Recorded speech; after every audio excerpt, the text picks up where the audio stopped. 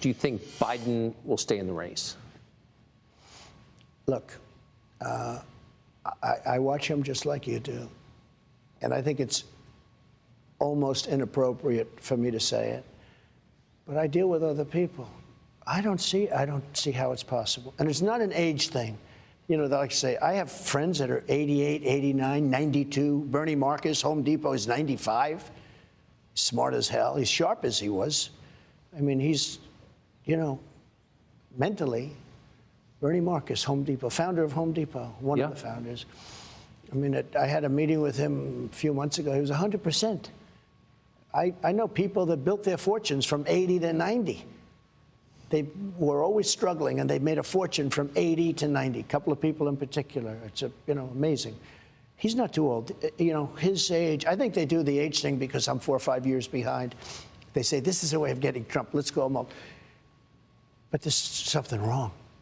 I saw his answer today on television about whether or not he was going to run, to a very nice guy named Al Roker.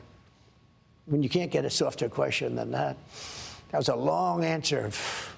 Talking about the eggs and the this and that. Look, I don't think he can. But say what you want. They didn't expect him to get it. Yeah. You know, people could say he won an election. You know, it always goes, I got the most votes of any person, any sitting president in history. I was told if I got 15 million less, I couldn't lose. They're surrounded by vicious, smart people, radical left people. But they're very smart and they're very vicious. It's not him. It's not him. He's now in Ireland. He's not going to have a news conference. When the world is exploding, I own property in Ireland. I'm not going to Ireland. The world is exploding around us. You could end up in a third world war, and this guy's going to be in Ireland and not having a news conference. He hasn't had a news conference, I guess, in months. I saw today where he hasn't. It's been. Well, he can't. So if he doesn't run, if he's taken out by his own party, or who knows what happens, but it doesn't seem like he's capable of running again, who does run? Well, obviously the one that they would talk about would be the vice president, Kamala. That would be the one that they talk about.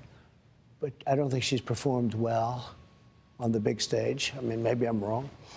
But there are a certain group of people that will go crazy if it's not her. They're going to be very angry if it's not her. That's a problem.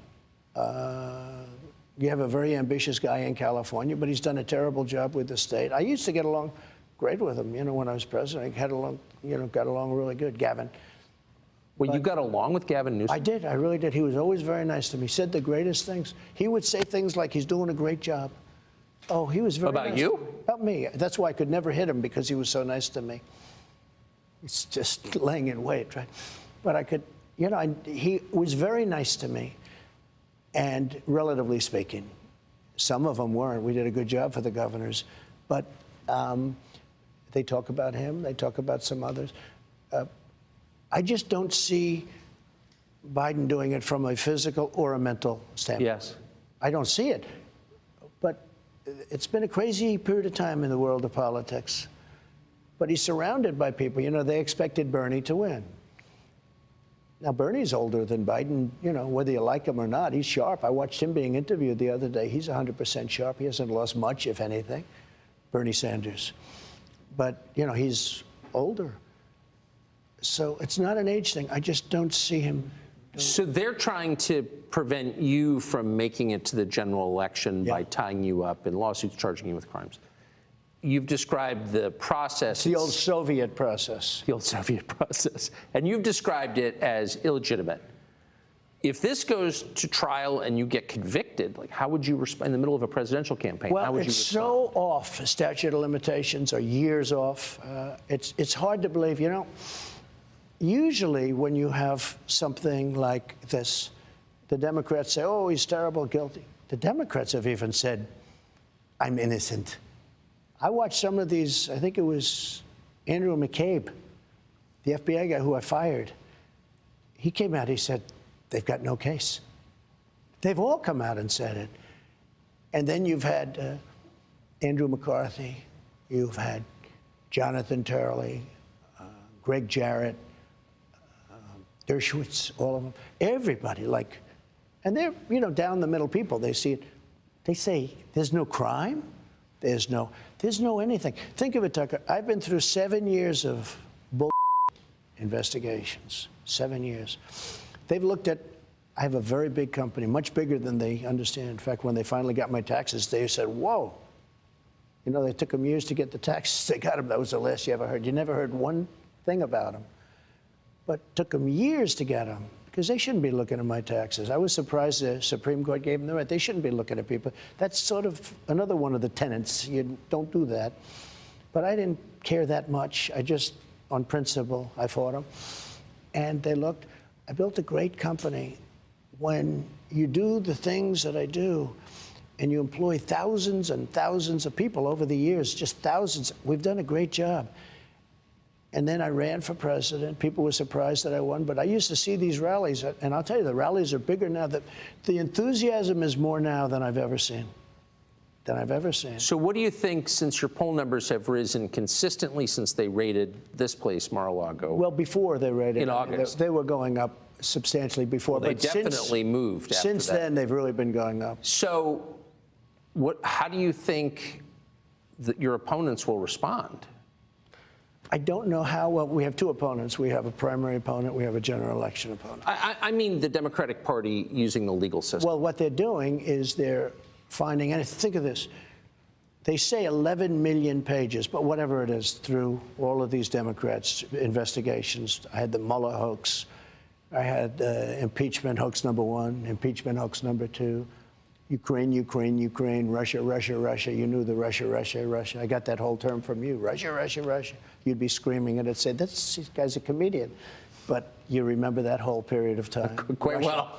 It turned out to be a total fake. But think of this. I tell this story very seldom, but because it's a sad story. So the Russia hoax was made up by crooked Hillary Clinton, Adam Schiff, the DNC, the Democrat Party.